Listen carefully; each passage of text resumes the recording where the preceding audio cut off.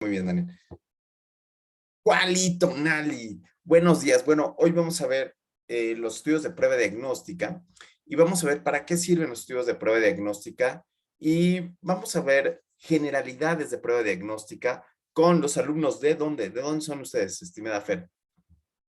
Somos residentes de primer año de Medicina Familiar de la Unidad de Medicina Familiar número 28 del IMSS. El círculo de la Universidad de la Unidad de Medicina Familiar 28, así como había el Círculo de Viena, donde todos eran grandes pensadores y todos colaboraban en un nuevo pensamiento científico. Así tenemos el círculo de los grandes, de las grandes pensadores de la unidad de Medicina Familiar 28. Y entonces, yo les hice una pregunta hace rato, ¿qué palabras les venían a la mente para poder hablar de los objetivos de por qué hacer pruebas diagnósticas? ¿Qué les venía a la mente? Y entonces utilizamos este sistema y lo primero que les vino a la mente al grupo, el grupo del círculo de la 28 fue laboratorio. Laboratorio, wow. Ese es el primer punto. Y entonces vamos a empezar primero con Janine Contreras. Janine, ¿por qué laboratorio? ¿Qué piensas que te viene a la mente cuando hablas de prueba diagnóstica y laboratorios? ¿Qué es lo que te viene a la mente? ¿Por qué crees que ha sido lo que más se repitió en el círculo de la 28? Pues el laboratorio pues, nos va a ayudar como prueba diagnóstica pues para complementar un diagnóstico, Doc. O sea, por ejemplo, en el caso de diabetes, es un ejemplo, pues, tenemos que pedir a lo mejor una glucosa en ayunas, sobre todo para corroborar. No nada más le vamos a decir a la paciente, ay, es diabética sin ninguna prueba diagnóstica. Buenísimo. Y entonces, lo que dice Janine es que nosotros como médicos, cuando estamos delante de un paciente, tenemos una hipótesis. La hipótesis es, tiene polidipsia, polifagia, polidipsia, polifagia, poliuria, y luego entonces yo tengo una sospecha hipotética de que el paciente tiene algo, ¿cierto? Y entonces yo lo que hago es que corroboro esa cuestión hipotética con un laboratorio, que en este caso sería una glucosa. Entonces yo tendría que seleccionar qué laboratorio es el más importante para poder llevar a cabo todo eso. Y después en segundo lugar de que tuvimos esta palabra de laboratorio, creo yo que en segundo lugar viene cálculos. Yo creo que es, ahí dice cálculos, pero yo creo que no tenían acento. Yo creo que vamos a ponerle cálculos, ¿no? Eric, ¿qué significa eso de cálculos? ¿Qué significa? ¿Qué crees tú que hayan querido decir tus colegas con cálculos? ¿Qué cálculos son los que estaríamos pensando, Susi? Podría ser, por ejemplo, cálculos, por ejemplo, de la creatinina, Mm, cálculos para determinar el estadio o algo así. ok, ¿tú crees que sean cálculos como de cuánto vale la creatinina o cuánto puede ser Para, el punto de corte de una creatinina o para para poder asociarse calcular con la tasa alguna? del citrado Ah, y está glomerular. cambiando el asunto, está cambiando ahí un poquito. Cálculos ya quedó muy abajo, ¿no? Pero sería eso, Susi, lo que tú dices. Pues eso pienso. Ok. Citlali Martínez, ¿tú qué piensas? ¿Qué viene a tu mente cuando sale ahí cálculos? Pues sí, podría ser también estimar ciertos valores, volviendo a la cuestión de laboratorios, Sí. para podernos dar una idea acerca del diagnóstico que pudiéramos sospechar o tener. A lo mejor podría ser de ese lado. A mí me viene a la mente, Citlali, más bien los cálculos de sensibilidad y especificidad. Es decir, esta prueba que yo le voy a hacer a mi paciente, qué tan sensible y qué tan específica es? ¿Por qué sensible y específica? ¿Qué es lo que quiero, qué es lo que quiero tener? Y miren ustedes que en tercer lugar venía acá criterios diagnósticos. ¿Por qué tengo que tener esos criterios diagnósticos en la mente? Fernanda Vargas. ¿Qué es lo que viene a la mente con eso? Cuando estoy en la práctica clínica y estoy hablando de criterios diagnósticos. Pues en realidad nos permiten estandarizar, ¿no? O sea, por ejemplo, los criterios diagnósticos para diabetes, como comentaba Janine, ¿no? En Ujú. donde tengamos diferentes rubros o determinantes que nos orienten a un diagnóstico. No podemos solamente con una glucosa aislada, no sabemos si verdaderamente está en ayuno o incluso solo una glicemia capilar, Ok, podamos establecerlo, ¿no? Esto nos va a ir orientando y cuando cumplimos con criterios que ya están estandarizados por estudios, ¿no? Que se han hecho en el tiempo, que nos ayudan a condensar la información y entonces poder aplicar la terapéutica más indicada. Entonces, pues sí, un ejemplo son los criterios diagnósticos de diabetes y bueno, hay varios. ok. Jocelyn, fíjate, Jocelyn, que Fer Vargas lo que dice es que hay estudios que avalan y hacen los criterios diagnósticos. ¿Cuáles son los estudios que se hacen o cuáles son los diseños de los estudios que se hacen cuando estoy hablando de estudios de prueba diagnóstica? Jocelyn Cordero. Pues que referente para hacer los criterios son más que nada pues estudios de corte. Estudios de corte. ¿Se entiende esto de qué es un estudio de corte, Jessica Saraí? ¿Se entiende qué es esto de un estudio de corte? Un estudio de corte es un estudio donde le doy seguimiento a los pacientes durante largo tiempo. Más o menos, ¿no? Jessica Saraí, Sí, ¿no? Doc, sí. ¿Sí? ¿Tú crees que los estudios de corte, de estos de conseguimiento a largo plazo, son los estudios que estaba diciendo Fer que van a avalar los criterios diagnósticos para avalar una prueba? ¿O tú cuáles conoces? ¿Cuáles recuerdas? Pues es que tanto a largo plazo para evaluar unos criterios diagnósticos, no me, yo creo que no sería como el más específico. Ajá, ¿sí? Mm, No sería más específico. ¡Wow! Utilizaste una palabra, Daniel, aquí utilizó una palabra que no estaba puesto aquí. Utilizó sensible y específico, ya, Jessica Saray. ¿Tú qué piensas, Daniel? Bueno, si nos vamos a estudios de investigación, yo creo que el estudio de casos de clínicos es el que debería de estar situado para los criterios diagnósticos, porque pues se relacionan a, pues como tal a la investigación científica, pero es un estudio epidemiológico y que tiende a ser descriptivo, entonces por eso es que pudiéramos nosotros obtener los criterios diagnósticos.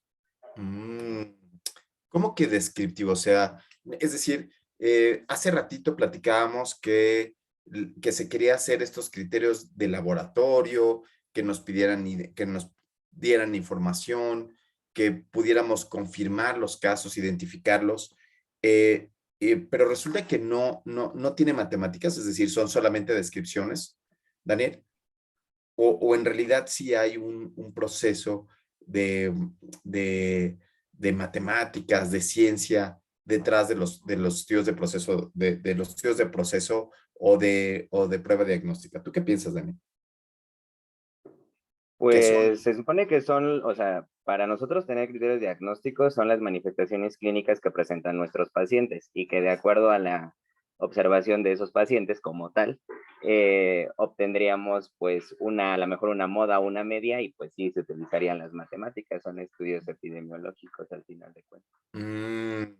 Entonces tú lo que dices es que los observamos, hacemos observaciones sistemáticas de los pacientes y con eso llegamos a conclusiones si alguno del ultrasonido o estudios de gabinete o biopsias se asocian o no se asocian con un diagnóstico. Exacto. ¿Sí? Muy bien.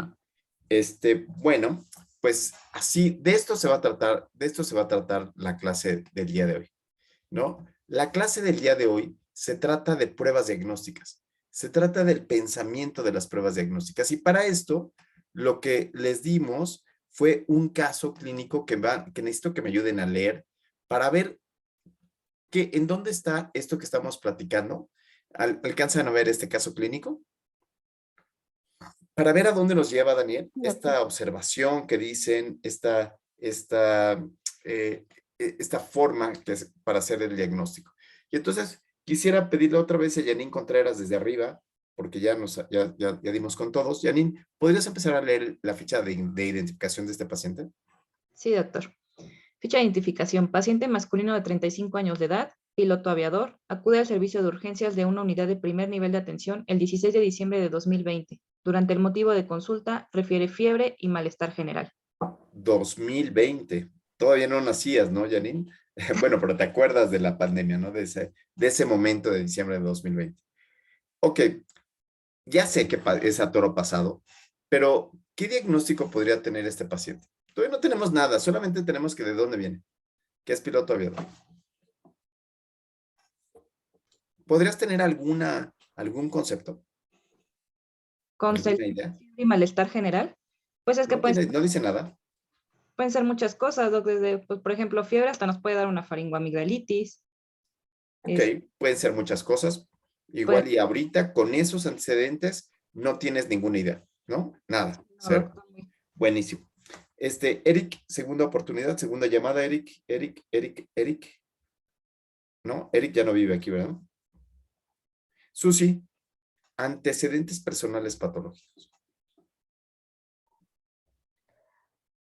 Antecedentes personales patológicos: colecistectomía hace 2 años sin complicaciones, tabaquismo negado, consumo ocasional de alcohol, portador de glucosa alterada en ayuno, sin tratamiento actual, última glucemia hace 3 meses de 105 miligramos sobre decilitro. Ok, y entonces ya tenemos esa ficha de identificación de un chavito joven, piloto aviador, que fue a la 28, ¿no? Fue a urgencias a la 28, no sabemos por qué fue, y tiene esa glucosa de hace 3 meses de 105 miligramos. Es decir, los laboratorios que salían en primer lugar ayudan algo. O sea, los laboratorios, nosotros tenemos el laboratorio en primer lugar cuando hablábamos de pruebas diagnósticas. ¿Sirve de algo el laboratorio en este caso? ¿Te ayuda a pensar en algo? A Janine Contreras no le pidió laboratorios, nada más le tocó leer la ficha de identificación y con eso, pues no había ni para dónde. Aquí hay algo que te pudiera ayudar al Pues diagnóstico. está en los laboratorios la glucemia alterada en ayuno de Ajá. hace 3 meses. Un antecedente podría ser un antecedente de importancia por complicaciones porque puede ser un síndrome de resistencia a insulina o algo así que puede condicionar otras enfermedades. Ya, es decir, ya vas teniendo más datos clínicos. Ya vas teniendo un poquito más de cosas que pudieras pensar que podría ser que este piloto aviador de 35 no esté un poquito gordis, ¿no? Que tenga resistencia a la insulina, ¿no? Que pueda tener alguna otra cosa. Muy bien, gracias. Seguimos con los antecedentes epidemiológicos, Citlali Martínez. Antecedentes epidemiológicos. Esquema de vacunación incompleto. No se aplicó la vacuna de la influenza. No cuenta con vacuna de COVID-19. Ay, ¿qué tal? Se están abriendo las cosas. Es decir, cuando estoy haciendo estudios de prueba diagnóstica, cuando estoy hablando del diagnóstico de un paciente, requiero de muchos datos, ¿no? Cuando leyó Janine la ficha de identificación, podría pasar cualquier cosa, ¿no? Miles de diagnósticos, ¿no? Ya cuando viene Susi a platicarnos de sus personales no patológicos, ya empezamos a ver este cuate como un gordis que tiene, que puede tener resistencia a la insulina. ¿Y ahora qué pasa? Que es un canijo que no se aplica vacuna de influenza, no cuenta con la vacuna de COVID-19. ¿Qué piensas? ¿Hacia dónde crees que va esto? Pues por el antecedente de la profesión, por Ajá. el tiempo en que se está desarrollando el padecimiento actual, por los dos síntomas que nos refiere, que es la fiebre y el malestar, pudiera ser encaminado a una infección por virus del SARS-CoV-2.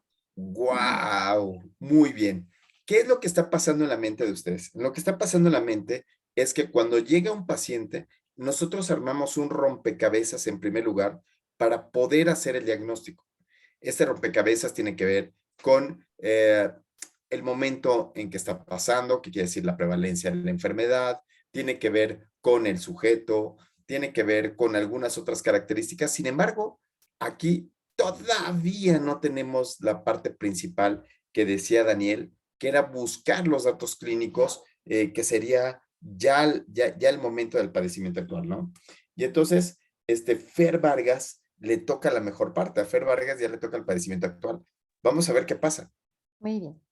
Inicia 2 días previos a la valoración con cuadro clínico de inicio súbito, caracterizado por malestar general, fiebre de hasta 38.5 grados, cefalea holocraneana, odinofagia, tos seca, anosmia, rinorrea hialina y sin dificultad respiratoria. ¡Guau! Janine, todo cambió. Ya que está así, todo cambió, ¿no? Susi, todo cambió. Todo el mundo de imaginación que teníamos, todo cambió. ¿Hacia dónde va esto entonces, Fer? Pues bueno, de acuerdo como decía mi compañera Citlali, el tiempo y estos síntomas, yo también pensaría como en un cuadro de influenza, ¿no? Influenza. El 16 de diciembre del 2020. Ajá. También, o sea, como tal vez un diferencial, como respiratorio, como un cuadro, como una infección respiratoria porque no tiene vacuna de influenza y también por el tiempo se espera que esté circulando el virus, ¿no? Tú pensarías en primer lugar el 16 de diciembre del 2020, en plena pandemia, todos encerrados, viviéndonos las clases en Zoom, ay, no, él tiene influenza. No de inmediato y más No de porque inmediato. esto es de inicio súbito, ¿no? La influenza sí tiene un poco más de Pródromos. inicio así, exacto, de pródromos, medio insidioso, ¿no? Pero el riesgo está. Ok, pero entonces otra vez, ¿qué pensarías con esto? Citlali. 20 de diciembre, 16 de diciembre, piloto aviador, Susi, tiene su glucosa media rara. Fer pensó en primer lugar en influenza. ¿Tú qué pensarías? Pues sí, yo sí pensaría más en infección por COVID. COVID. Influenza. No, COVID es la enfermedad. Infección por Sí, por sí. SARS-CoV-2, ¿no? Tú, Susi, ¿ya cambiabas? ¿Ya se te acabó el diagnóstico de síndrome metabólico? Sí, ¿Sí? ¿Qué le pondrías ahí? igual infección respiratoria aguda por SARS-CoV-2. Ok. Janine, ¿qué fue lo que pasó con respecto a todos los datos clínicos que se fueron incrementando? Entre más datos clínicos tienes, ¿qué pasó?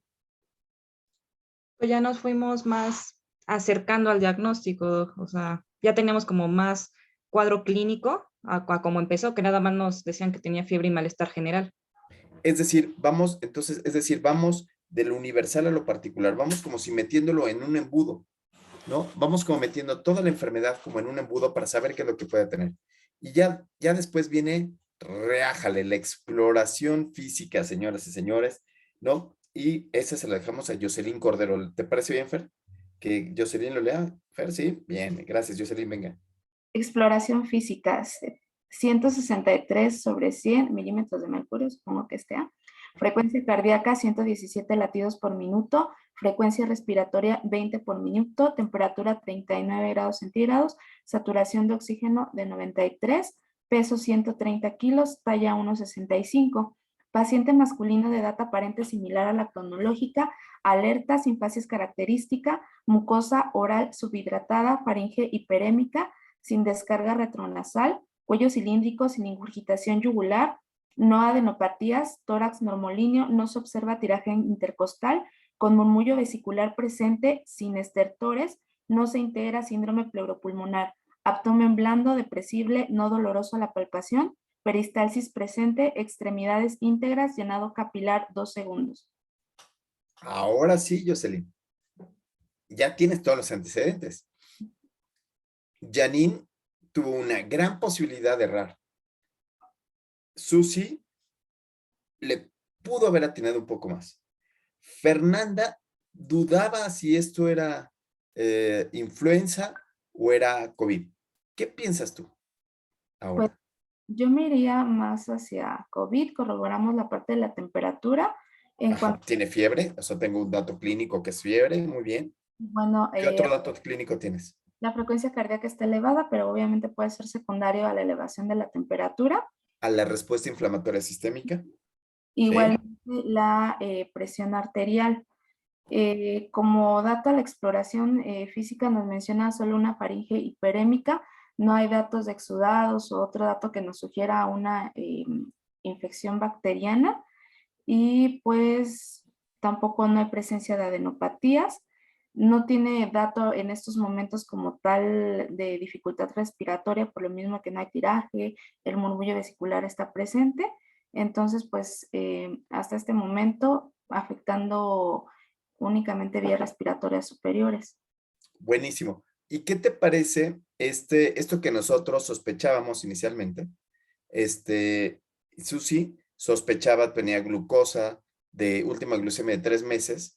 ¿Y qué te parece el piloto aviador de 1,65 m? ¿Cómo lo admitieron en la escuela de aviación? No lo sé, pero 1,65 m y 130 kilos de rock and roll. Ay, Aquí es probable que tenga, bueno, ya su resistencia de insulina documentada anterior, pero inclusive ya pudo haber progresado hasta una diabetes. También pues el peso, una obesidad mórbida, pero pues en estos momentos estos datos ¿Ah, no? ¿Esos serían... datos salen sobrando?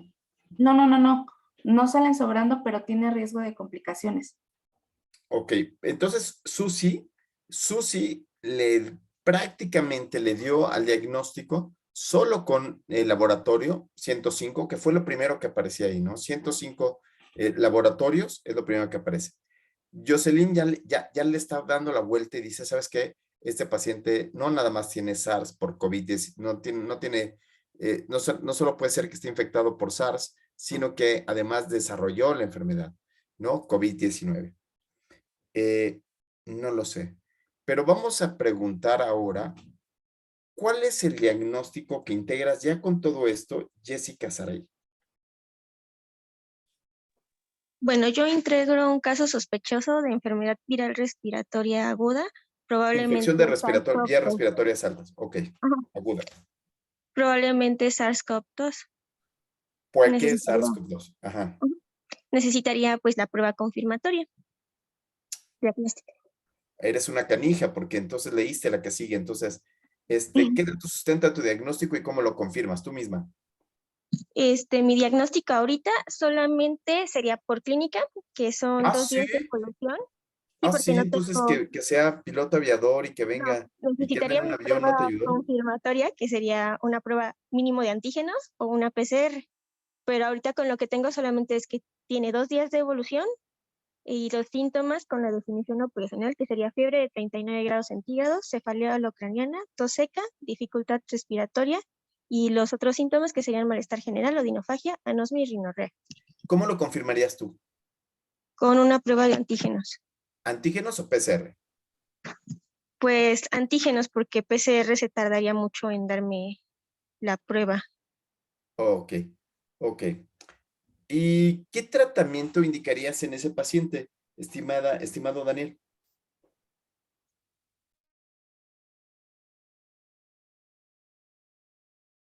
Daniel, ¿te perdimos? creo que se le fue el internet porque se desconectó de repente. Se le fue el internet. Entonces regresamos a Janine Contreras. ¿O hay alguien más que no haya mencionado? Regina, no te había mencionado. Regina Zabaleta, no te había mencionado. Sí, no, doctor. Perdóname, te dejé en visto. Regina No se preocupe. Zabaleta, ¿qué tratamiento indicarías en este paciente? ¿Cuáles serían las implicaciones del diagnóstico? Pues en estos momentos le dejaría tratamiento sintomático ¿Ok? para lo que está teniendo. No tiene dificultad respiratoria y no tiene otro dato de alarma. Entonces, Pero sintomático, ¿qué? ¿Sintomático a la al cuadro. hipertensión, a la taquicardia, a la Bueno, temperatura? ¿A qué síntomas le pegas? en primer lugar a la temperatura para bajársela, Al al, signo al de la temperatura. Ajá. sí, al signo de la temperatura para bajarle la fiebre que está teniendo Ajá. Para bajarle también la tensión arterial porque tiene 163/100 y ¿Se pues la no. bajarías o porque por ahí una colega tuya había dicho que ese era un dato de respuesta inflamatoria sistémica y entonces que eso no lo iba a aprobar? O sea, eso lo dijo Jessica Saray. Tú sí se la bajabas. Bueno, sí puede ser una respuesta, pero de igual forma pues no puede tener esta tensión arterial en estos momentos. ¿Tú se la bajabas? O sea, ¿tú le dabas tratamiento para...? Sí, Sí, ok. ¿Qué le darías? pues le podría dar un enalapril. ¿Quién vota por enalapril? Pongan sus manitas, levanten, háganle así, la manita así. ¿Por quién le daría enalapril? Pues ahorita no se conoce como hipertenso como tal, o sea, no viene por eso. Ajá. Entonces, si le doy un enalapril, pues no le va a bajar tan rápido más bien de golpe la presión. Ok. Entonces, ¿Quién le daría paracetamol, Tempra? Paracetamol. ¿Y quién le daría, si no se le baja con paracetamol, naproxeno? Levante la mano. bueno, yo le dejo paracetamol. Tú, levanta la mano. Ay, Yo le daría Ay. paracetamol. Yo igual Antes le de daría pensar, paracetamol. antes de pensar en ponerle gracias y así. Gracias, Michelle. Antes de pensar en bajarle la presión arterial, que es una respuesta inflamatoria sistémica y que le puede estar ayudando a compensar el problema, antes de pensar en eso, habría que bajarle la temperatura y ver cómo está. ¿Qué otra cosa le daríamos a este paciente? Jocelyn Cordero. Pues igual mencionaba en el cuadro clínico que ha tenido tos. Habría que valorar que la tos, qué tan frecuente ha sido y si realmente, bueno, le causa demasiada molestia. Es una tos seca, me parece, si no me equivoco. Entonces Sí. podemos dar a un antitusivo como dextrometorfano. ¿Quién le daría dextrometorfano? Levante la mano. Para la tos. Cuando tenemos un cuadro de infección de vías respiratorias altas, ¿quién le daría dextrometorfano o quién le daría un antihistamínico? Levante la mano. Yo le daría antihistamínico. Antihistamínico. ¿Quién daría antihistamínico? Levante la mano. Yo también daría antihistamínico. Citlali, Michelle, Regina darían antihistamínico, Susi y Regina. ¿Quién daría un inhibidor del tuxígeno, del reflejo de la tos? Pensando en que puede ser SARS-CoV-2, ¿eh? SARS, el síndrome de dificultad respiratoria del adulto. ¿Quién le daría ahora dextrametorfano? Bajen la mano y ahora vamos a votar por dextrametorfano que decían por ahí. Solo Jocelyn Cordero. Muy bien. Bueno, quizás yo tampoco le daría dextrametorfano, yo le daría antihistamínico, pero podríamos negociarlo. ¿Cuál es el beneficio que se espera obtener con el tratamiento indicado? ¿Cuál es el beneficio, Janine Contreras, que esperamos obtener con el tratamiento indicado? Pues quitar el malestar, doctor. ¿Ok? Él se Quitar el siente malestar. mejor, el malestar, ajá. Que no Dice- se le baje la temperatura. Prácticamente ahorita como él tiene una sintomatología, se puede decir leve, o sea, no tiene datos de dificultad respiratoria, pues solamente es mero sintomático y quitarle la sintomatología nada más. Ok, muy bien. ¿Y quién le daría ivermectina? Susi, ¿no? Jocelyn, No, doc, ¿no? Acitromicina, tampoco. No, doctor. hidroxicloroquina, No. ¿no? ¿Quién le daría otra cosa? O sea, por ahí, la buena Regina le hubiera dado, ¿qué le ibas a dar tú, Regis? Le ibas iba a a dar dar un enalapril, enalapril. ¿no? Sí. Enalapril. Tal vez yo concuerdo con Reggie de dar algún antihipertensivo tras haber dado el paracetamol y si no se alivia la tensión Espérate, arterial. espérate, Susi, tú ya estás diciendo, no, mira, si yo lo cito dentro de un año y no se le baja la tensión arterial, entonces le voy a dar enalapril cuando esté mejor. ¿Eso es cierto? No precisamente en Alapril y no hacía un año, sino citarlo para seguimiento Sí. pronto. pero no en agudo. No. No en agudo. Bueno, entonces, tenemos que Regis le da en agudo en Alapril. Susi le da en agudo de dextrametorfano, ¿no? Bueno, ¿quién le daba Antihistamínico. ¿Eh? Tú antihistamínicos. Alguien por ahí le daba dextrametorfano. Y lo que estamos pensando en este momento es que si el paciente no está grave, no le deberíamos de dar algo que se complique el asunto, ¿no? Lo que vimos en la pandemia, toro pasado, fue que se le daban tal cantidad de medicamentos que la posibilidad de complicaciones era muy alta. Entonces, lo que tenemos que pensar es, ¿cuál es el diagnóstico que tengo? ¿Cuál es el diagnóstico presuntivo? ¿Cuál es el diagnóstico diferencial? Para poder llegar a cabo este tipo de cosas. Ok, ¿cuál es el pronóstico ahora de este paciente? Susi González. Eric ya no vino. Se me hace que Eric ya se fue de pinta. Susi No había González. ningún Eri. ¿No había Eric? No. Ah, órale. Qué bueno, Ok. lo voy a borrar. Sí, Susi. Ok, el pronóstico de este paciente en este momento, de acuerdo al cuadro clínico actual, sería bueno, ah, pero de acuerdo a su evolución y comorbilidades, pues tendría como que un algo alto riesgo de progresión de la enfermedad de leve a moderado o incluso grave. ¿Cuáles Sí, son señor. estos factores de riesgo? Podrían ser la obesidad, la alteración de la glucosa, la hipertensión, si es que padece realmente hipertensión, los factores, los antecedentes de que no tiene esquema de vacunación completo, ni siquiera de influenza, de COVID y otras vacunas. ¿Qué otro antecedente tenía? Sí, Michelle. Y pues Sí, también doctor. el antecedente de que es un piloto aviador, entonces pues se expone más en caso de que no cumpla con el tratamiento y pues el aislamiento, pues aparte de contagiar a más personas, puede ser complicaciones. Buenísimo, Michelle. Sí, Michelle doctor. L. Pienso que también debemos de fijarnos en la saturación de oxígeno. Tiene 35 años y tiene 93% de oxigenación. Generalmente esa edad se tiene alrededor de 95%. Ok, Eh, ok. y pues también tendremos que estar al pendiente de eso, que no baje más la oxigenación, que requiera oxigenoterapia. Buenísimo. Sí, 93 ahorita está perfecto para la Ciudad de México, 93 está excelente. Sin embargo, hay que echarle un ojo a la oxigenación, ¿no? A la saturación parcial de oxígeno. Muy bien, bravo, bravo, bravo, bravo. Entonces, aquí el asunto principal es que sí necesitamos diagnóstico, ¿cierto? O sea, porque no es lo mismo que sea una gripa. Si es una gripa, lo mando a volar, le doy su antihistamínico y le digo no pasa nada. Pero si fuera SARS-CoV-2, el pronóstico de este paciente podría cambiar, ¿cierto? Y entonces, por ahí hablábamos de las pruebas diagnósticas. Y entonces, cuando hablamos de las pruebas diagnósticas, son es un tipo de estudio muy específico.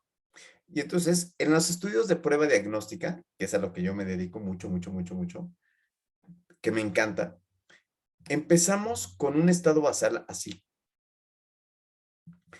En los estudios de prueba diagnóstica, para yo probar que un estudio de prueba diagnóstica funciona, yo lo primero que tendría que hacer es un conjunto de pacientes que tienen todo el espectro de una enfermedad. Y con espectro de una enfermedad, quiero decir que va desde el cuate que no tiene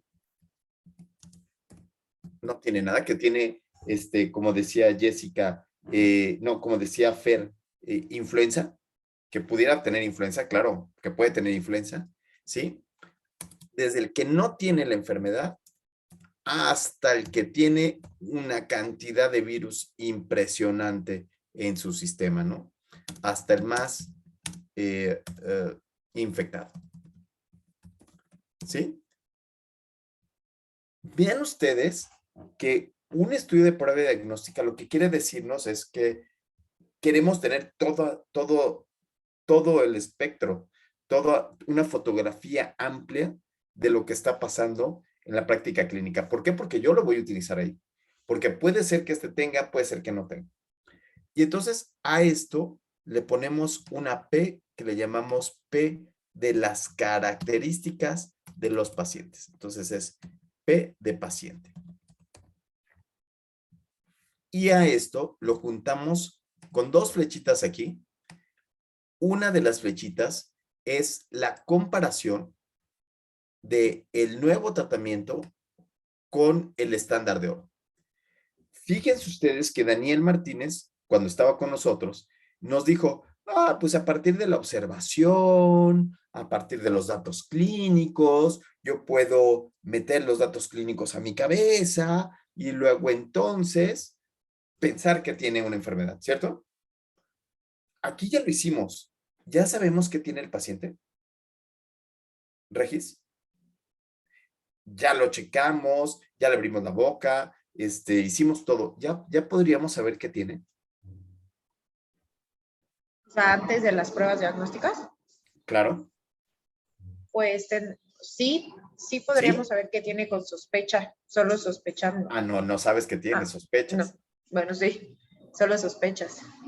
¿Y por qué es importante eliminar esa sospecha? Pues porque puede haber cuadros diferenciales. Bueno, Puede enfermedades haber cuadros diferenciales. diferenciales, ok, bien. Michelle, ¿por qué es importante en este caso de este paciente de 130 kilos con glucosa alterada, con hipertensión? ¿Por qué es importante saber estos diagnósticos diferenciales que dice Regina? Para implementar la diferencia de tratamiento. No, dijimos que no íbamos a cambiar el tratamiento, no le íbamos a dar solo sintomático, ¿no? Fer Vargas. Para anticiparnos a las posibles complicaciones.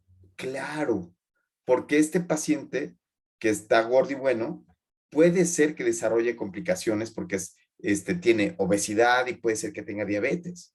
¿Sí? ¿Sí, Regis? Entonces, por eso tengo que saber cuál es el diagnóstico principal que tiene. Así como está el cuadro, ¿puedo saberlo? Fer. Pues podríamos sospecharlo, No, sospecha no es saber. ajá, o sea, como tal saberlo, ¿no? Porque podría ser, sí, solo una influenza o tener muy buena respuesta inmunológica y que se autolimite en corto tiempo o incluso hacer una presentación larga de COVID. Entonces no sabemos. Con esos datos clínicos, ni el pastel, no sabemos, no podemos saber. Podemos sospechar y podríamos ser que mi sospecha sea mayor o menor, ¿cierto? Pero solamente puedo quedar allí en sospecha. Y entonces, en ese caso, lo que hago es que debo de tener dos circunstancias. Uno, debo de comparar el tratamiento innovador o la prueba diagnóstico innovador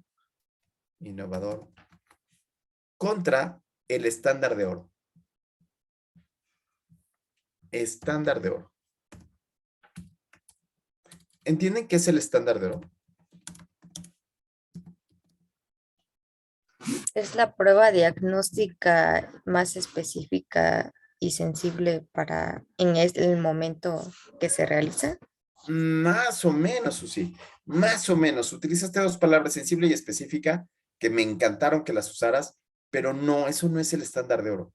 Sí va por ahí, pero no ese es el estándar de oro. Y entonces, después de Susi González, sigue Citlali Martínez. ¿Qué es el estándar de oro? Ay, no sé. No sabe. Como Citlali. que, no sé, pudiera ser la prueba que nos daría el diagnóstico con más Los certeza. pelos de la burra, ¿no? El estándar de oro es la biopsia, es la tomografía, lo que ya sé que sí es cierto, o sea, que si sale esa prueba positiva, tiene la enfermedad, ¿sí? Y en este caso, cuando estoy hablando de SARS-CoV-2, ¿cuál sería el estándar de oro? Fer Vargas. La PCR. Claro, en este caso, PCR funge como el estándar de oro. Y el innovador, hace ratito le decíamos, oye, ¿qué le vas a mandar a hacer? ¿Le mandamos a hacer PCR o le mandamos a hacer prueba rápida? ¿Y qué dijeron? ¿Te acuerdas, Fer? Sí, que prueba rápida por ¿Por qué? pues la velocidad que tenemos para obtener el diagnóstico e iniciar un tratamiento. Por la facilidad, por la velocidad, por Costos. los costos, ¿no? Entonces, un innovador viene a nuestra mente como costos, oportunidad de mejorar, ¿no? O sea, puedes ponerle ahí una larga fila. Y en este caso, Jocelyn Cordero, ¿cuál sería el innovador? La prueba de antígeno. La prueba de antígeno. Voy a poner aquí prueba rápida. ¿Sí? De antígeno. Ok. Y cuando quiero hacer la evaluación de qué tan buena es esta prueba rápida para poder diagnosticar a estos pacientes, desde el que no tiene hasta el paciente que tiene más afectación de COVID-19, ¿cuál sería lo que tendría que hacer? ¿Se acuerdan? ¿Se acuerdan de sus clases de la Facultad de Medicina? ¿Qué análisis tengo que hacer aquí? ¿Recuerdas, Jessy? Jessy Saray. No me acuerdo cómo se llama ese cuadrito. ¿No te acuerdas este cuadrito 2x2 cuando analizamos el tipo de estudio? Ya por ahí, Jocelyn Cordero nos daba una pista. Daniel Martínez, ¿regresaste o no has regresado? Michelle, perdón, Regis. No me acuerdo cómo se llama. ¿No? ¿Michelle? ¿No? ¿Nadie se acuerda? ¿Es el de medidas de asociación? Ay, más o menos. ¿Comparativo de cortes? No. Esos estudios son estudios transversales. En lugar de que sea un estudio de corte, los estudios de corte son aquellos que damos seguimiento. Estos son estudios transversales. ¿Se acuerdan la diferencia entre un estudio transversal y un estudio de corte? ¿Se acuerdan más o menos? O sea, que tenemos dos tipos de estudios, ¿no? Entonces, en este caso tendríamos la gran diferencia entre uno y otro sería que tenemos el estado basal, en este caso, de nuevo tenemos la maniobra. Ahí, tenemos la maniobra. Y el desenlace, ¿no? Maniobra y desenlace. ¿Cuál es la diferencia entre un estudio longitudinal y un estudio transversal? Longitudinal versus transversal. ¿Cuál sería la diferencia, Jocelyn? Es que uno se sigue en el tiempo y otro es en el momento. Claro. Entonces, en un estudio longitudinal, lo que sucede es que yo voy a seguir a este paciente, le voy a seguir la hipertensión de este paciente. Oh, Dios. Le voy a dar seguimiento a este paciente. Entonces, lo veo una vez, lo veo 2 veces y lo veo 3 veces hasta que encuentro el desenlace. A diferencia del estudio transversal, donde, ¿qué pasa, estimada Regis? Zabaleta. Se estudia al paciente en un determinado tiempo. Solo una ocasión. Solo lo mido en una sola ocasión. Si yo quisiera en este paciente evaluar qué tanto se parece el innovador contra el estándar de oro, ¿lo podría hacer en el tiempo? ¿O lo tendría que hacer en un solo momento? Fer Vargas. Yo creo que en un solo momento. Claro, en un solo momento. Los estudios de prueba diagnóstica son estudios transversales. Entonces aquí tenemos que un estudio de prueba diagnóstica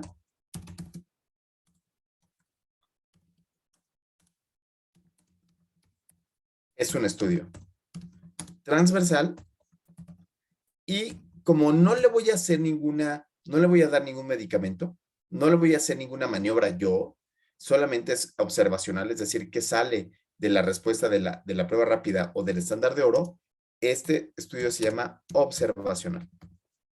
¿Sí?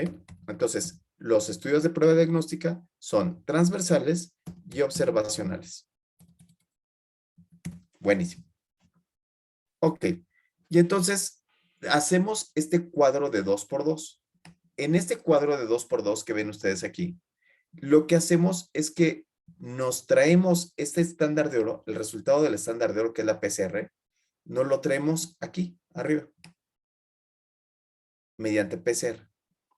Y entonces aquí, mediante PCR, lo que decimos es, voy a contrastar a todos los pacientes que salieron positivos comparados contra los que salieron negativos. ¿Queda claro? ¿Hasta aquí?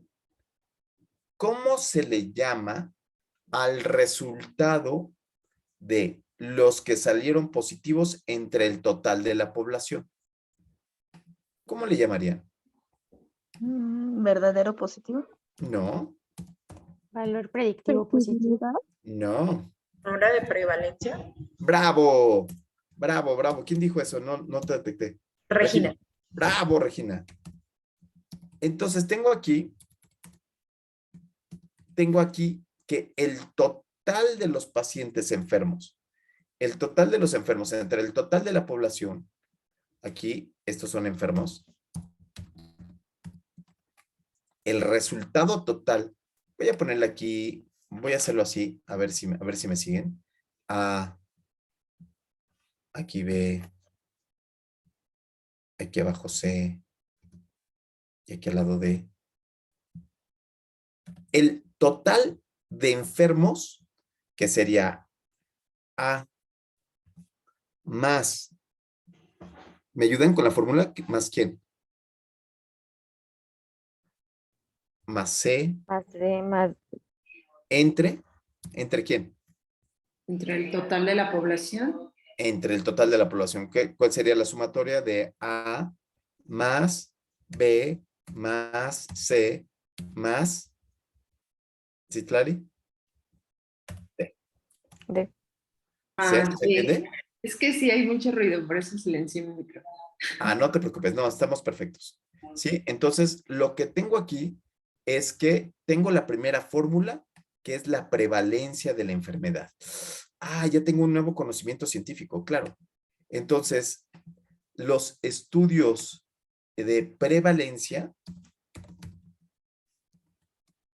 son transversales. Y la prevalencia es el total de casos entre el total de pacientes. Buenísimo, ya sé, ya me sé un nuevo concepto. Buenísimo. Bueno, entonces aquí lo que evalúo es la total de los pacientes enfermos entre los no enfermos, que serían estos de aquí arriba, ¿no? Entonces, este simbolito de aquí arriba serían todos los enfermos contra todos los no enfermos. Y ahora, ya que tengo ese dato, ahora sí, voy a contrastarlo contra la prueba rápida de antígenos. Y la prueba rápida de antígenos lo que nos va a decir es que el paciente puede salir positivo o negativo, ¿cierto? Y entonces, si el paciente sale positivo y verdaderamente sale positivo en la prueba rápida de antígenos y sale positivo en el estándar de oro, ¿cómo se le llama a este valor? ¿Cómo le llamaríamos a este valor?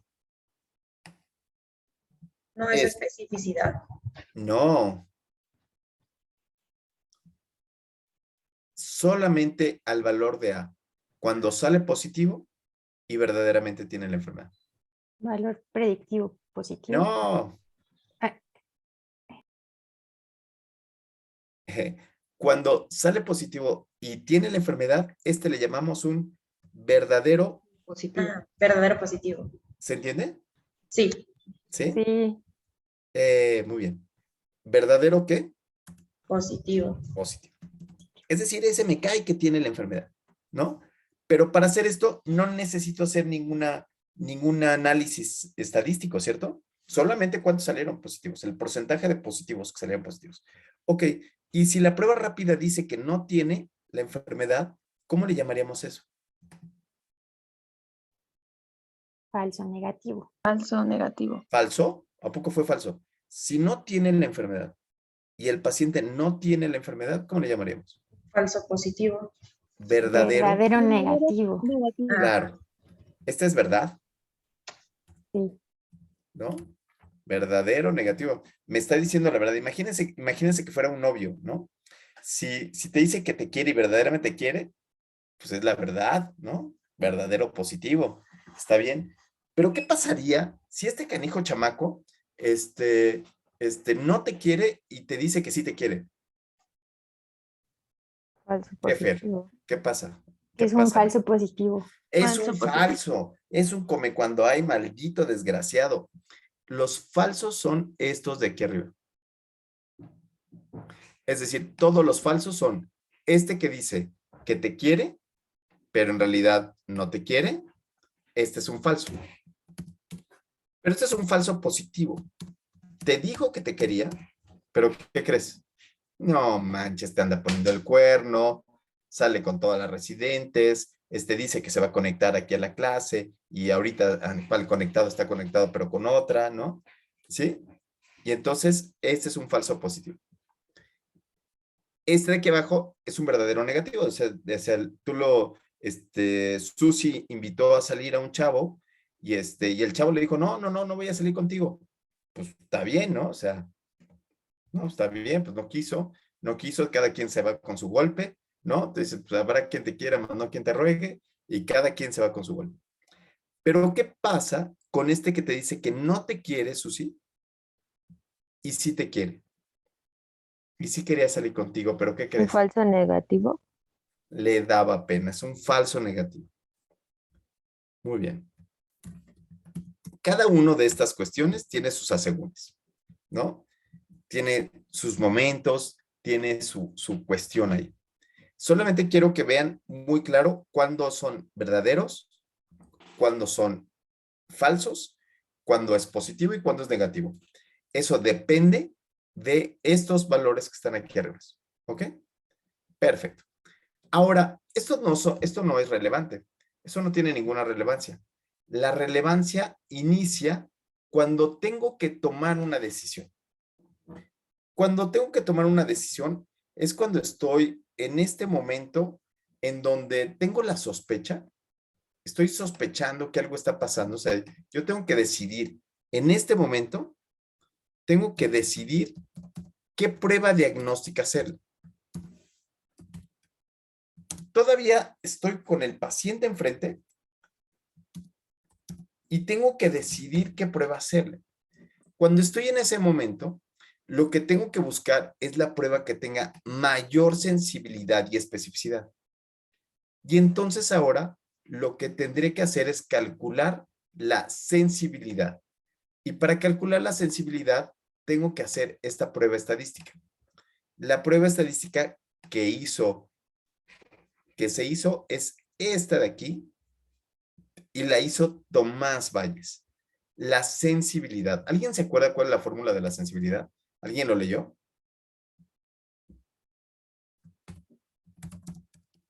Sí, Fer, ¿no? Digo, Janine Contreras. No, Doc. ¿No? Michelita. Sí, creo. A ver si no estoy. Creo que es Michelle verdaderos levantó la mano. positivos. Michelle nos va a rescatar a todos. Sí, Michelle, ¿cuál es la fórmula de la Creo que sensibilidad? verdaderos positivos. Sobre Es los A. verdaderos positivos. A entre. Ajá. Más C. Entre A más C. ¿Se entiende? Entonces es el número de verdaderos positivos que está aquí, A entre A más C, entre la prevalencia de la enfermedad. A entre A más C. Es decir, ¿qué tan sensible es? Esta prueba, qué tanto detecta a los que verdaderamente tienen la enfermedad en porcentaje? Y entonces, ¿cuánto sería la sensibilidad que ustedes quisieran tener cuando salen con un chavo? Para saber si las quieren o no las quieren. Jocelyn Cordero. ¿Qué tanto te animaría, Susi? Del 100. ¡Ah! Jocelyn quiere 100% de sensibilidad. Muy bien, ¿no? Entonces, todos los que estén viendo este video después, ¿no? Díganle a Jocelyn que ¿no? Tienen que estar perfectos seguros, si no, no salgan con ello. ¿Alguien más se avienta un poquito menos? Susi, ¿tú también 100%? Pero, sí, doc. Regis, tú no le dieras chance a un chavaco que fuera pasando por ahí que dijera, vamos a darle oportunidad. Pues podría ser Por a primera arriba de vista, como quiere Jocelyn, pero vamos a darle una chance. pues podría ser una arriba de 1.90, 95. Ok, entonces nosotros tenemos como un rango en donde pudiera ser arriba, pero ¿saben de cuánto? Arriba de lo que fuera un volado. ¿De cuánto sería la probabilidad de un volado? O sea, si fuera solo una moneda, 50%. 50. claro. Cuenta. Imagínense ustedes que ustedes hicieran, un volado para hacer el diagnóstico, ¿sí? Para hacer el diagnóstico de estos pacientes, imagínense que ustedes tuvieran una moneda enfrente, ¿no? Y entonces dijeran, muy bien, señor, voy a ver si tiene COVID. Echo la moneda al aire y cae. Ay, 50%, ahí sí tiene. No tiene, ¿se entiende? Entonces, lo que no podemos permitir es que sea de un 50%.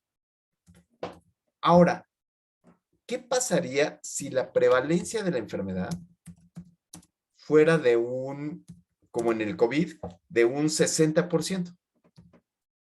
¿Qué pasaría? ¿Escogerían una moneda o escogerían solamente leer las noticias y leer la prevalencia de la enfermedad? ¿Cuál es más certera? ¿Las noticias o la moneda? Las noticias. Muy bien. Entonces, muchas veces nosotros nos guiamos por la prevalencia de la enfermedad, ¿no? Y entonces, lo que queremos evitar es caer en el azar. Y cuando estamos ocupando una prueba de laboratorio, que fue lo que ustedes pusieron, lo que sucede es que el laboratorio tiene que estar por encima de estos datos, ¿sí? Y entonces, Regina decía un 90%, aunque Susana dijo, yo quiero un 100% de probabilidades. Susi, no, Susi, no. ¿Quién dijo el 100% de probabilidades? ¿Quién decía? Yo sé. Jocelyn, te quiero decir algo aquí, delante de todos. Nunca se está al 100% de que alguien te quiera. Déjame desengañarte. Nunca se está a uno 100%. Sé que te va a romper el corazón. Sé que viste demasiadas princesas en Disney World, pero no hay 100%. Citlali, ni modo, así es la vida. No hay 100% en la probabilidad de saber. Casi siempre en medicina estamos jugando por ahí del 90-95% de probabilidades de que esto ocurra. ¿Ok? Muy bien. Esa es la sensibilidad. Entonces, ahora sí, ¿me podrían decir cuál es la fórmula de la sensibilidad otra vez? Era ¿Quién nos A. empieza a empezar ahí? A entre A más C. Verdaderos positivos entre el total de enfermos. Bravísimo. Muy bien, ya se nos quedó ahí ese concepto. Que es la probabilidad de que la prueba detecte los que verdaderamente están enfermos. O el desempeño, esto nos hablaría del desempeño de la prueba rápida. Desempeño de la prueba rápida frente al PCR. Y a eso le llamamos, por palabras, sensibilidad. Tiene alta sensibilidad porque se asocia fuertemente con el estándar de oro. Ok, ahora vamos a ver ahora la otra cara de la moneda. La otra cara de la moneda quiere decir, si la prueba rápida sale negativa, ¿cómo le voy a llamar a eso? ¿Cómo se le llama a eso? Janine Contreras. Si la prueba rápida, si yo quiero evaluar si la prueba rápida es negativa, ¿cómo le llamaría eso? ¿Cómo se le llama en medicina, Janine Contreras? Puede ser un falso negativo. Falso negativo, no. Es esto de acá. Dijimos, este era el falso negativo. No. Cuando la prueba rápida La prueba rápida me puede dar un valor positivo o un valor negativo, ¿cierto? Sí.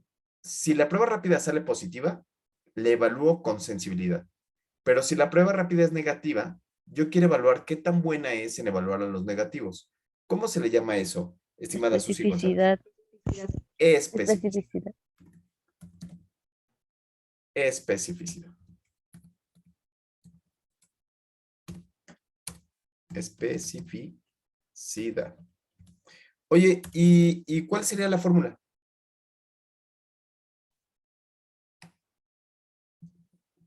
Tomando en cuenta que los verdaderos, o sea, sí, Regina. Pues la fórmula sería D entre D más C. Claro, así como tomábamos en cuenta a A como el denominador aquí arriba, en la sensibilidad, ahora vamos a tomar en cuenta el denominador como D.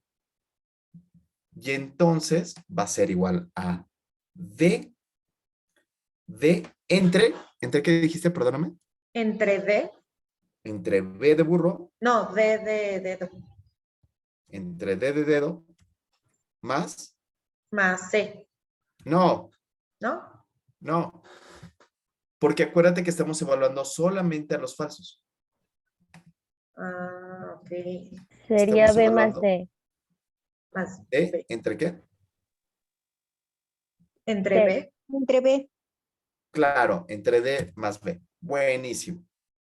Y ahora, ¿con esto qué diría? Acá dijimos la sensibilidad es esto, pero ahora, ¿qué diría? ¿Cómo lo pondríamos? Desempeño de la prueba frente al PCR cuando la prueba rápida es positiva. Pero cuando la prueba rápida es negativa, ¿cuál es su desempeño? Bueno, entonces ahí lo que optamos es por llamarle es la especificidad. Buenísimo. ¿Y la especificidad es igual a qué? Jocelyn Cordero. Fórmula de especificidad. Es D Buenísimo. entre D. D más B. Bravo. Bravísimo. B más D. ¿Fácil o difícil? Fácil o difícil, estimada Fer. Pues sí, o sea, viéndolo así, está fácil, pero a mí, Ujú. por ejemplo, me queda duda. Si tenemos que A y C, la suma de A y C son los enfermos y la suma de B y D son los sanos, Ajá. ¿no?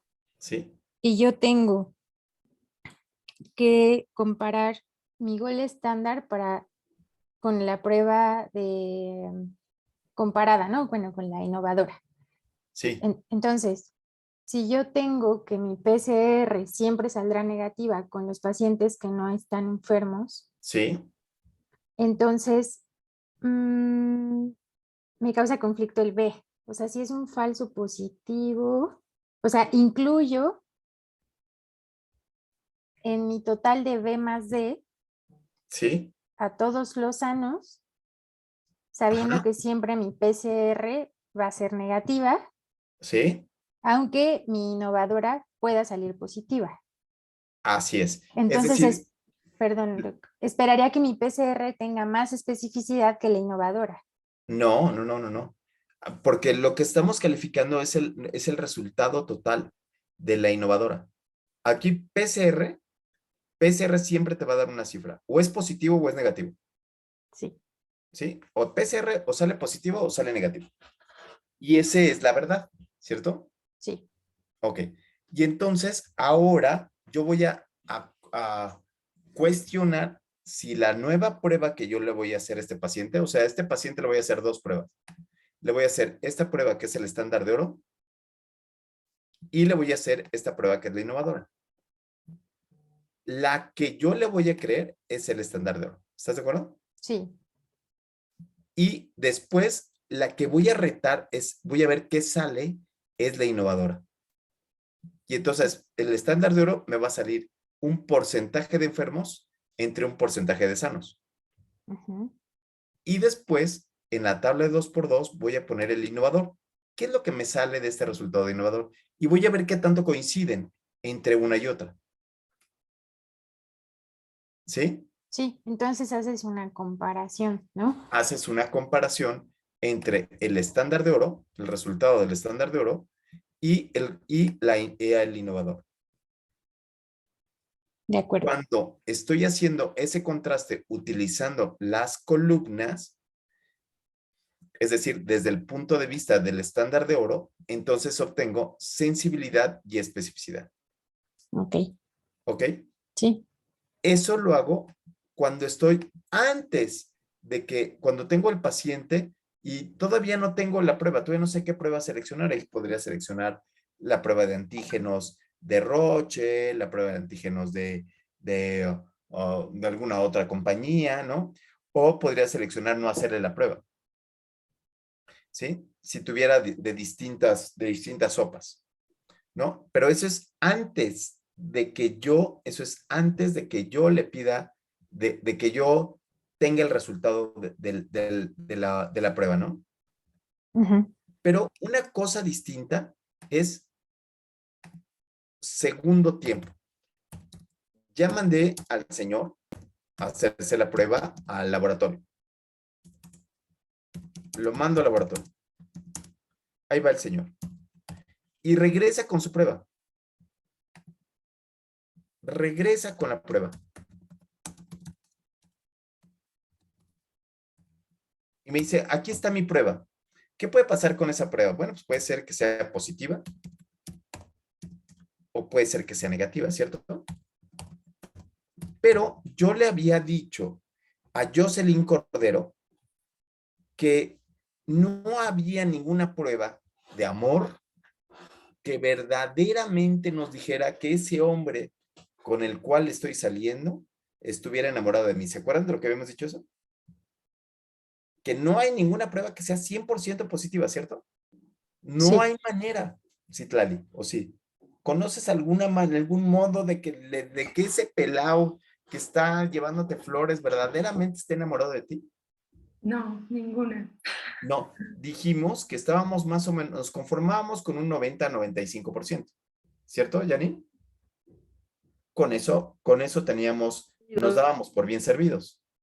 Eso quiere decir que el resultado de la prueba puede no ser 100% seguro, ¿cierto? Perfecto. Sí. Sí. Entonces, como eso no puede ser 100% seguro, el cuate ese no tendría que ir a hacerse el solito laboratorio y ver si es positivo o negativo, ¿no? Si, hola, buenos días, me salto todos los médicos del mundo, yo me voy a hacer la prueba, pum, y ya, salí positivo, ya soy positivo. Sino que tú le tendrías que decir, bueno, tienes que tener la sintomatología, estar expuesto, porque hay una gran posibilidad de que las pruebas rápidas tengan algo que se llaman falsos positivos. O puede ser que tenga falsos negativos.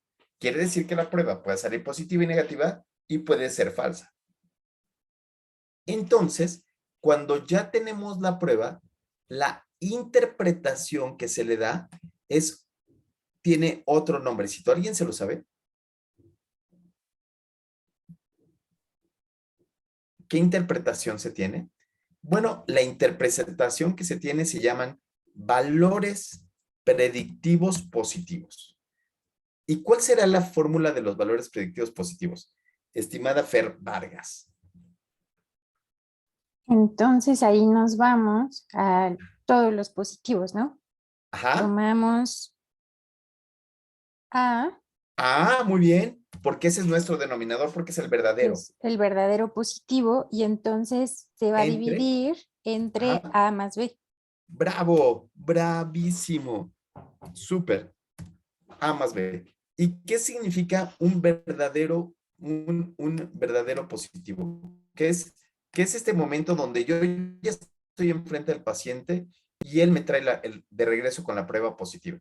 Entonces, ¿qué significará este valor predictivo positivo? ¿Cómo dijiste que era la fórmula? Sí, ya se me olvidó. Citlali. Perdón. Perdóname, Fer. Sí, sería A entre la suma de A más B. Bravísimo. ¿Y qué va a significar para este paciente? ¿Qué le diría yo? Jocelyn Cordero. Jocelyn Cordero, solamente quiero decirte esto que habíamos dicho, no podemos estar 100% seguros de que esa persona te quiera. Solamente estás incrementando la probabilidad de cariño que te pueda tener. Pues en ese caso es que pues hay una alta probabilidad de que el paciente... ¡Claro! Bravo, Jocelyn, bravo. Entonces, valor predictivo positivo es igual a la probabilidad. Esta es la probabilidad de que el piloto esté enfermo de COVID.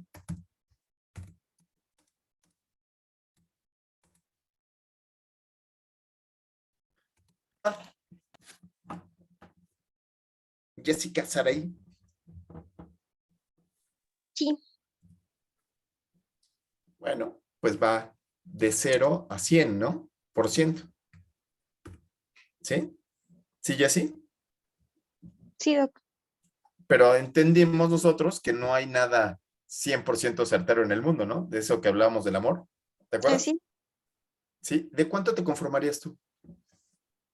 Pues de un 95%. Eso es todo. Tú te conformas, lo quieres todas las canicas.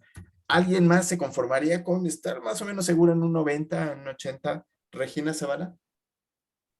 Y yo me conformaría con eso. Con un 80 de amor, ¿no? Mira, Sí. con que me lleve al cine y sea buena persona, probablemente con eso sea suficiente para poder, sobre todo en este caso que no le voy a iniciar ningún tratamiento, ¿cierto? No le voy a iniciar tratamiento nuevo a este paciente, entonces quizás con un 80% pueda estar muy seguro de lo que está haciendo. Muy bien. Y entonces, ahora lo que sigue es el valor predictivo negativo. Y entonces Regina Zabaleta nos va a decir cuál sería ahora la fórmula del valor predictivo negativo, tomando en cuenta que ahora van a ser las filas lo que vamos a analizar. Regina Zabaleta. El valor predictivo negativo sería, pues, D. D, claro, porque D es lo más importante, porque es el verdadero negativo. Muy bien.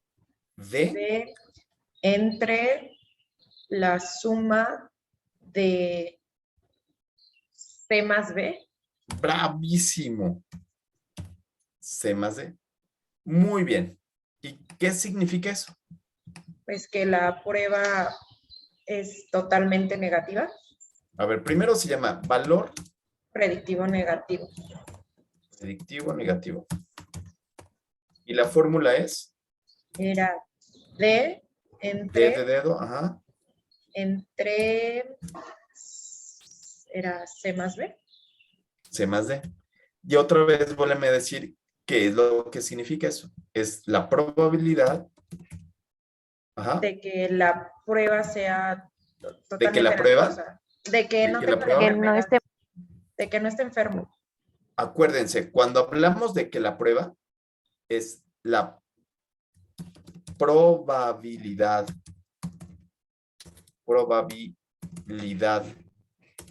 de la prueba, de que la prueba sea buena o mala, es sensibilidad y especificidad. Es en el momento que yo escojo qué prueba le voy a mandar. Pero cuando ya me trae el resultado, ¿sí me explicó? Cuando ya regresa el paciente con el resultado en la mano, ya es otro momento. Y ese momento son los valores predictivos. Entonces, ahora sí, otra vez, Regina Zabaleta, probabilidad de que el paciente tenga la enfermedad. No, ese es valor predictivo positivo. Probabilidad de que el piloto esté enfermo, ese es el valor predictivo positivo. De que Michelle, no esté enfermo. Probabilidad de que el piloto sea sano.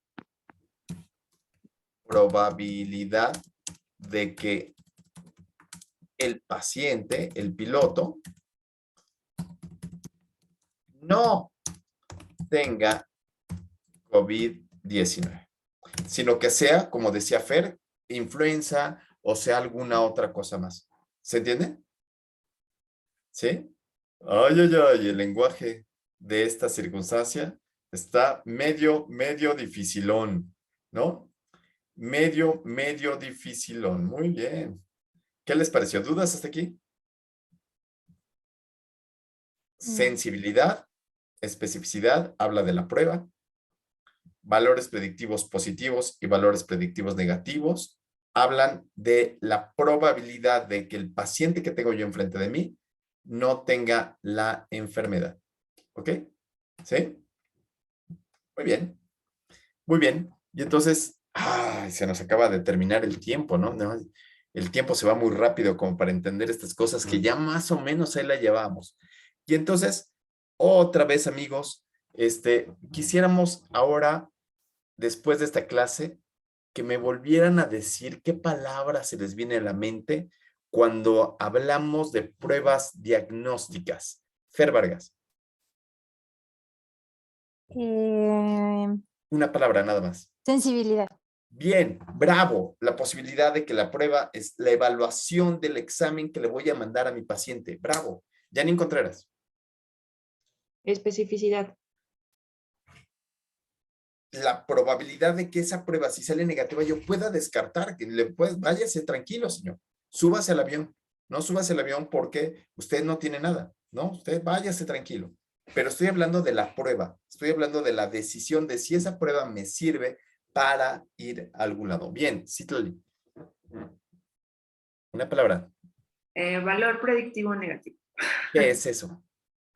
que es la probabilidad de que el paciente no esté enfermo.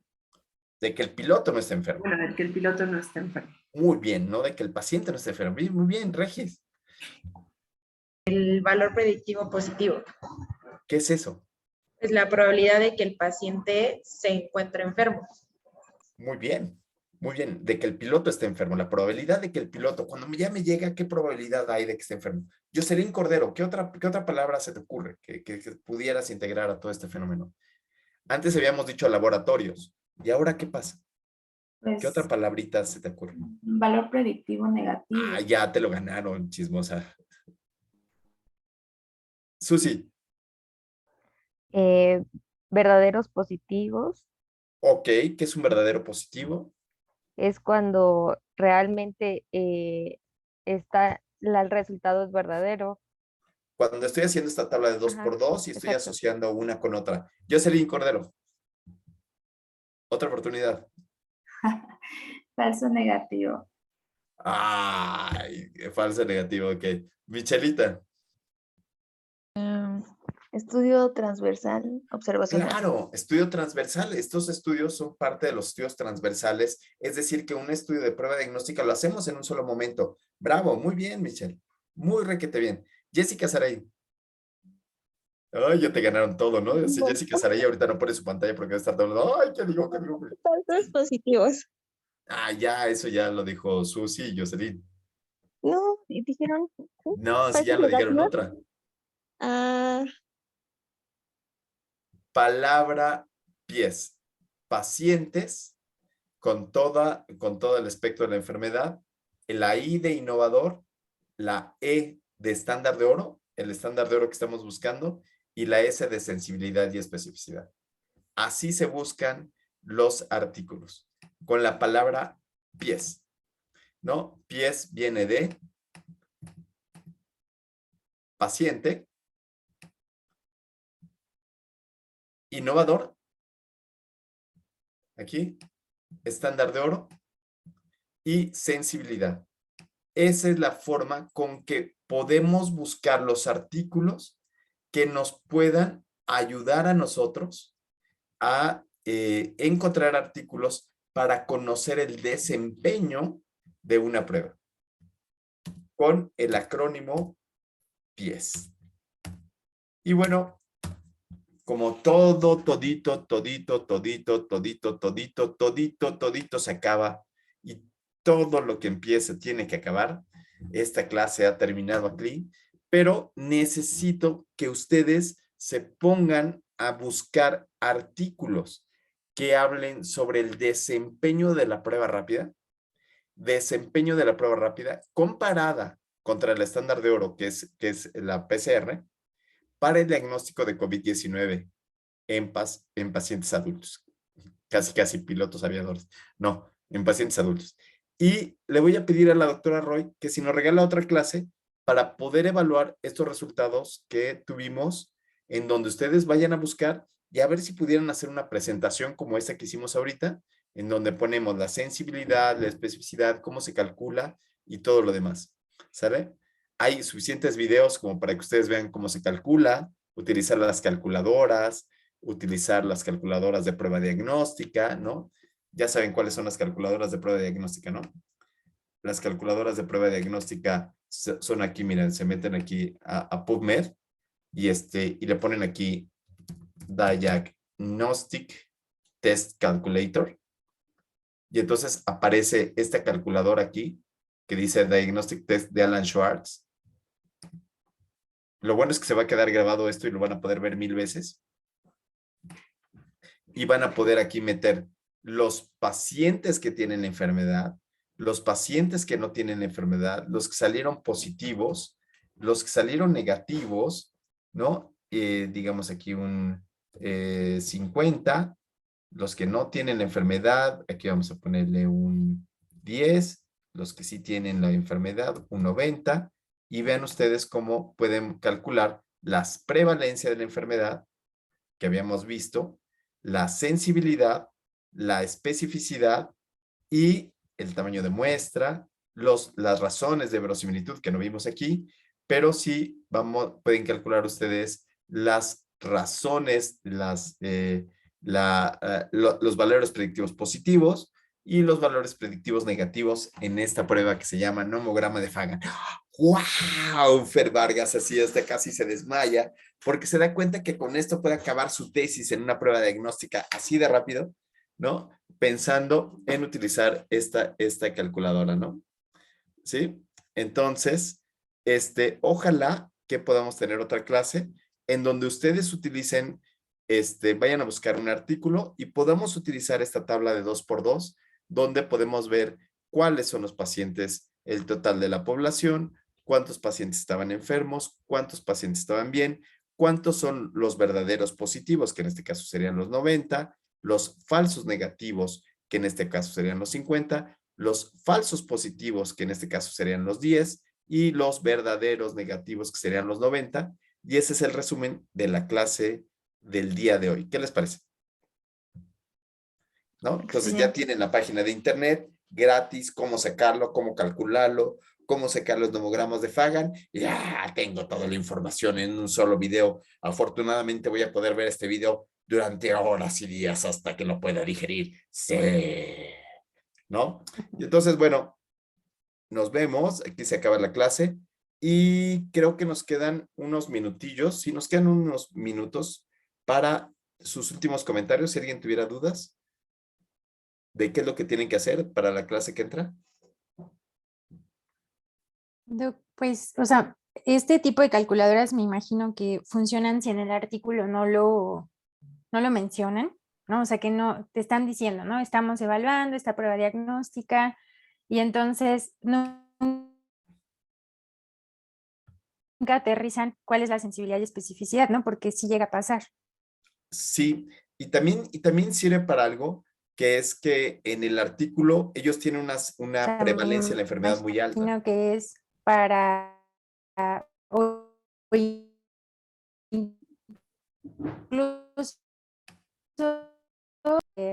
ajá, ok. Y entonces ah, entonces confirmar que verdaderamente